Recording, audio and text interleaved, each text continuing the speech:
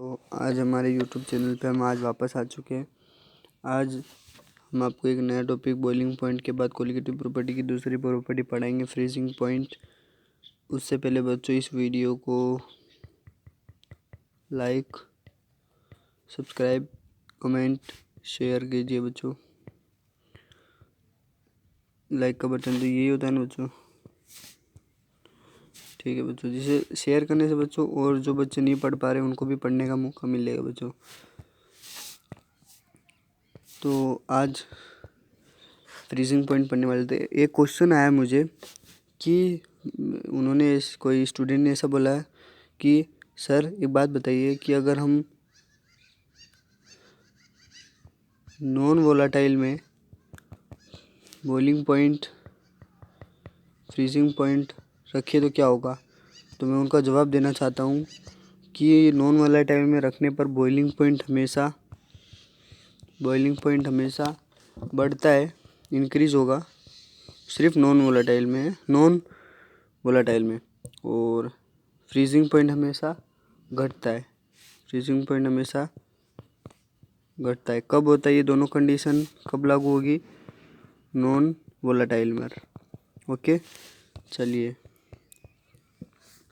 तो एक बात बताइए कि मैंने आपको एक वीडियो में और बताया था कि ये सॉल्यूशन है। इस सॉल्यूशन में आपने ये नॉन वोलाटाइल डाल दिया है, तो क्या कम बनेगा? बताइए क्या कम बनेगा? तो वेपर प्रेशर ही कम बनता है ना। हमने आपको राउल्ट्स वाले लॉ में पढ़ाया था आई थिंक। तो इसमें क्या कम बन रहा है? वेपर प्रेशर कम बनेगा। समझ लिया। अब फ्रीजिंग पॉइंट की आप डेफिनेशन लिख लीजिए। फ्रीजिंग पॉइंट उसे कहते हैं कि जो ठोस अवस्था, ठोस स्टेट, सॉलिड स्टेट और द्रव्य व्यवस्था दोनों के बीच में जो समान, दोनों के टेम्परेचर समान हो ना।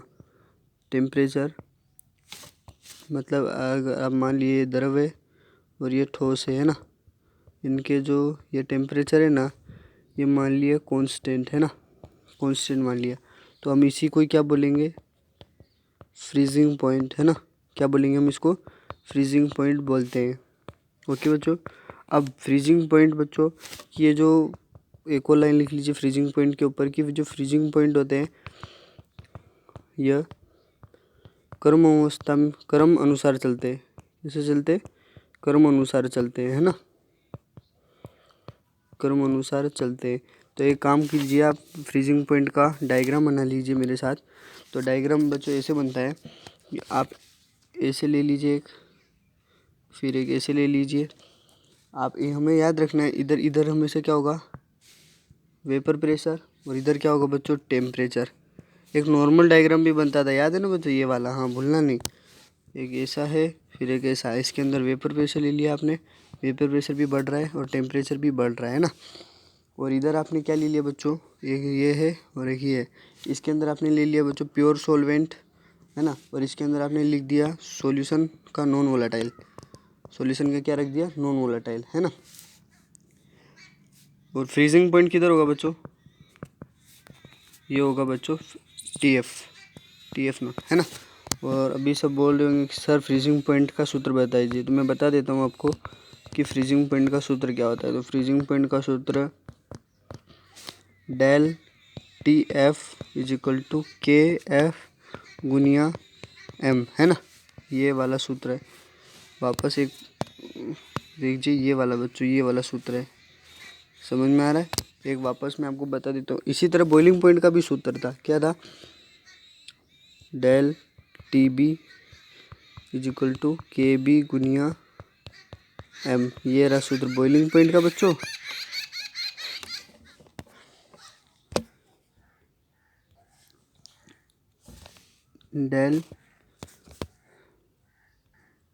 Del T F is equal to K F गुनिया एम। ये किसका सूत्र है बच्चों? कंफ्यूज नहीं होने का। ये है बॉइलिंग पॉइंट का कलर चेंज, ये है बॉइलिंग पॉइंट बच्चों, और ये क्या है बच्चों, फ्रीजिंग पॉइंट है ना, याद रखना है। बस बच्चों आज के वीडियो में इतना ही है। हम आपको बता चुके हैं कि फ्रीजिंग पॉइंट इतना नहीं हार्ड है।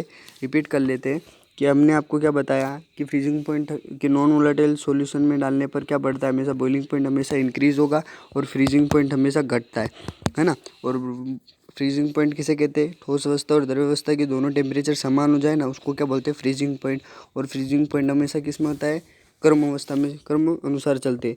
फ्रीजिंग पॉइंट का हमने आपको सूत्र पे बताया, del TF is equal to KF गुनिया M, है ना, ये सूत्र है बच्चों। तो वीडियो बच्चों अच्छा लगे तो लाइक, सब्सक्राइब और कमेंट कीजिए। बाय बच्चों।